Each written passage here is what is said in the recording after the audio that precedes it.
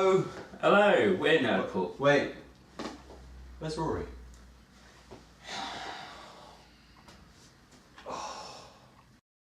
Who knows what could happen in the magical land of Nerdpool? Hello, today we're reviewing The Walking Dead Volumes 1, 2 and 3, and something cool before we begin. I don't know if you can see it, but the covers do this when you put them together, and that's just lovely. Beautiful. We're about to do the synopsis, so if you're scared of spoilers, like the annotation. They didn't. No, they really. Are you sure? They didn't. They're going for it. Okay. I hope they've read these before and they're just looking to see what our opinions are. Yeah. If not, then shame on you. Shame on you. Cormac, you've got number one. What happens in number one? It starts off with the main character, Rick, who is a police officer having a shootout with a criminal. And he gets shot in said fight and wakes up from a coma in a hospital. And when he wakes up, he finds that there is nobody around. And I think you can possibly guess what has happened to them. He discovers that this is what's happened to a great deal of the population, in that they have all been turned into zombies. So Rick gathers some supplies and heads off to try and find his wife and son. And on the way, he gets ambushed by a large crowd of zombies. So he gets rescued from this crowd of zombies by Glenn, who is part of a group of people who've set up camp. So he travels outside the city to the camp and finds his wife, child, and his friend Shane, who helped his wife and child out of the problem. It basically progresses into them having to move the camp because of zombie attacks. And something happens at the... So at the end of the first volume, Shane goes to attack Rick because it turns out that he has had his eye on Laurie, Rick's wife. And a little bit more than his eye. Yes. More than on. But just as he's about to shoot Rick, Rick's son kills him. Yeah, and his son's like... Badass. Well, how old is he? Like, he's like 7. Yeah, he is. So he's like a 7-year-old, and he has like a shotgun, and he just like blows a hole in the guy. Tell me what happens in number 2. The second volume is Rick he becomes the leader of the pack, and he decides to move to try and find a safe location away from the city. So they kind of move away in the big RV. So at first, I think they come across a little kind of village. This place is great. So they go in there, they find a house in the morning. I think Rick kind of organises it's like a search, just to kind of clean out any last zombies. But on his way back, he sees a sign that says, "All dead, do not enter." So this doesn't set the search up to a good start. No. They eventually come across a farm. So the owner of the farm kind of lets them stay there whilst Rick's son is healing from getting shot. So kind of eventually they're kind of saying that it's quite nice. So but eventually Rick discovers that this farmer, he's keeping these zombies in a big barn. Because of his son? Yeah, because his son got eaten and he couldn't bring himself to kill him, so he's kind of keeping them alive because he thinks that they might be kind of getting cured, or there might be a cure. They find another zombie when they're doing target practice to kind of hone in on their shooting skills. As they're doing that, they come across another and they go to put him in.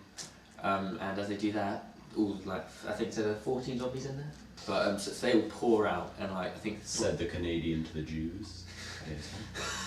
I think 3 of the farmer's children get eaten. A lot. Yeah. A lot of people get killed. It is a bad day to be a non-dead person.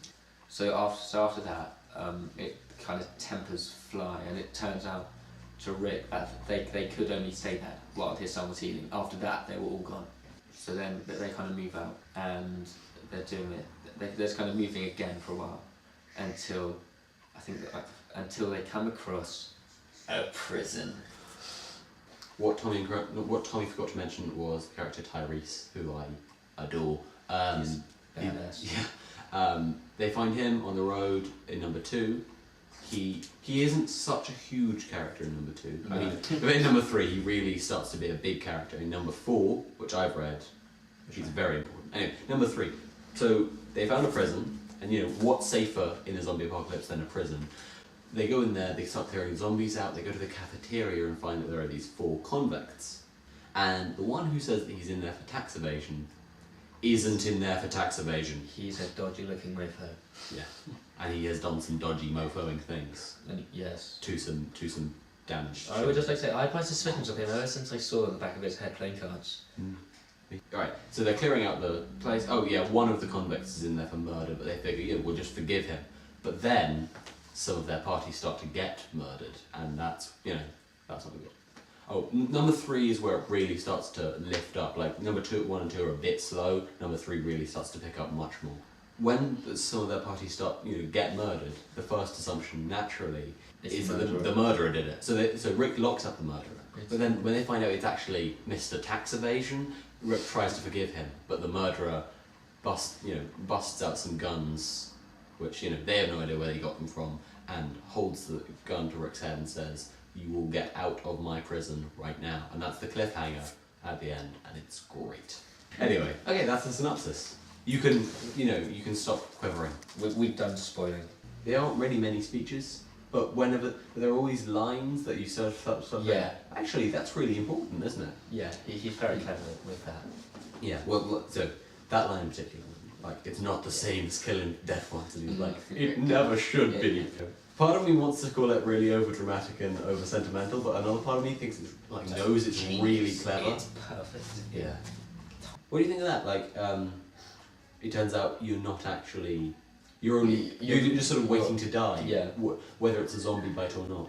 I think that's a really interesting take on it, because in every other zombie media, it's the zombie bite infects you. Yeah. But I think that's quite. Sometimes it's not even specified. You just have to assume that that's what does it. Yeah. What do we think of the scene where Tyrese? Sorry, I have to say this is my favourite panel. When Tyrese is still alive. Oh, when they come in. walk in. And Tyrese is slumped against the wall, just. What took so long? like amongst all these dead zombies who he's killed with his bare hands. It's crazy. This is all very depressing. Let's make some jokes. Zombie walks into a bar. The bartender says, "Hey there, are you? Oh my god!" And then starts eating him. Zombie walks into a bar. Simon Pegg starts throwing darts at its head. So zombie gets in a boxing match with the goon. Zombie dies. Gets his body knocked in half. Yeah. How would the goon do if it was an actual zombie apocalypse? I know he has to deal with zombies a lot, but if it was an actual apocalypse, how would the goon do? I think, he's a main character. Let's just run through some superheroes. He's a main character in a successful comic book series. Of course he's going to survive. What if it wasn't the Goon series? The Goon was guest starring in The Walking Dead. Well, that'd be very weird because they're 2 different kind of comic companies. Yeah. Not only are they different kind of comic companies, they're different universes entirely. Like, this is easily the grimmest, the most ridiculous realism, grim story I've ever read. And the Goon is the absolute opposite. The Goon is the polar opposite of The Walking Dead. I think the Goon would do pretty good. He'd be a valid member of the team. Well, he could certainly beat them. Apart from when he started relying on sort of laws of physics that just didn't exist in their universe. That should be an issue. Where he's just like, well, if you throw an axe, it just boomerangs around to you. And they're like, no, it doesn't. And he's like, yeah, it does. You were saying? What do you call a zombie with no ears? A zombie. Anything you like. I can't hear you. What do you call a zombie whose lower jaw has rotted and fallen off? Anything you like, he can't bite you. What do you call a zombie? That'd be a way to tame a zombie, just punches You'd think, yeah. That'd be The Goon could probably do that. He could probably just in one hook, bam! Anyway, that concludes the zombie pun joke section of the video. Or it should do. It really should do. Are you sure? I think we're all getting quite a wrong. What's your favourite aspect of the series so far? I like how real it is. And how how real this zombie apocalypse is. Well, compared to any other zombie apocalypse. So, Cormac, your favourite aspect? My favourite aspect of The Walking Dead so far is, I'd have to say, how gritty it is and how it does show all sides of a zombie apocalypse. It doesn't just show people saving those who are still alive. It shows the other side of the trauma and the danger and everything that puts these people through so much horror. Tell me, if you were to rewrite The Walking Dead, firstly, just as it is, like still grim, still serious, what would you change? And secondly, if you were to rewrite it as a more mainstream one, like a funnier one, or a more light-hearted one, what would you change?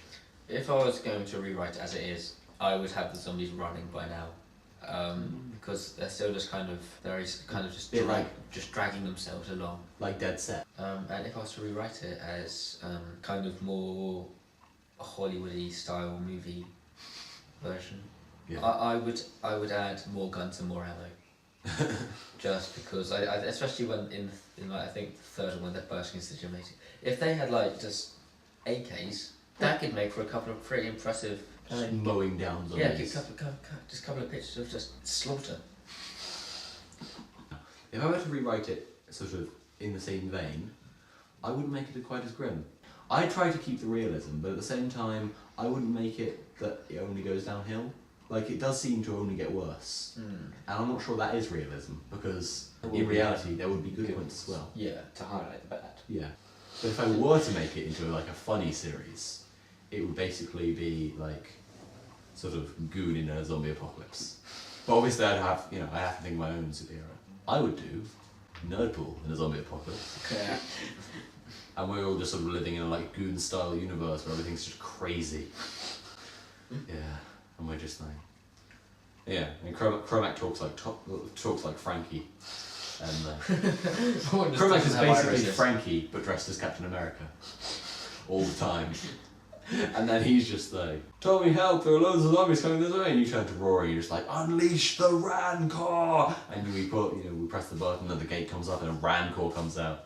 And a Rancor versus zombies would be amazing. That would be. Cromer, have you thought of what you'd do there? So, if I were to keep it as is, I would keep the grim nature because that is what the series is. It is grim.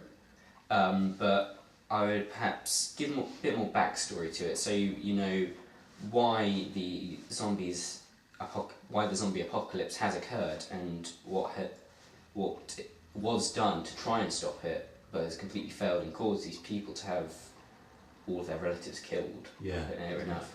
If I were to make it a bit funnier, the initial thing that springs to mind is Zombieland, because that would be what I imagine The Walking Dead on Goon would be. So have larger than life character who loves to kill the zombies, and see, in my series that would be Tommy. Tommy's just gone for 1 second. We're giving our scores. Correct, your score. So I'm going to give it half Goon, half Hellboy because I like how the story is grim and it is gritty, and it adds a lot more emotional weight to the story. So what would you say? My score, okay. I just adore it. So I'm going to say Hellboy 0.5. Hellboy, somewhere between Hellboy and Deadpool, because I just love it so much. Oh, Jesus. And I'm back. Alright. Tell me your score. Batman to Deadpool. I'm going to give this a pretty solid Goon, because as much as I really did love this, I've got to agree with Eric's point earlier that it does only go downhill. Yeah, it does only go downhill, and I didn't really notice that. Because there wasn't enough good stuff. Yes. And I do see it about the contrast and how it is kind of necessary. Right then. One final thing. It's going to be that the blurb doesn't change on the back of any of these graphic novels. And it really, really well sums up the ideas that go into this series. I'm just going to read it. How many hours are in a day when you don't spend half of them watching television? When is the last time any of us really worked to get something that we wanted? How long has it been since any of us really needed something that we wanted? The world we knew is gone. The world of commerce and frivolous necessity has been replaced by a world of survival and responsibility. An epidemic of apocalyptic proportion has swept the globe, causing the dead to rise and feed on the living. In a matter of months, society has crumbled. No government, no grocery stores, no mail delivery, no cable TV. In a world ruled by the dead, we are forced to finally start living. Okay, please check out our next video. Bye! Bye!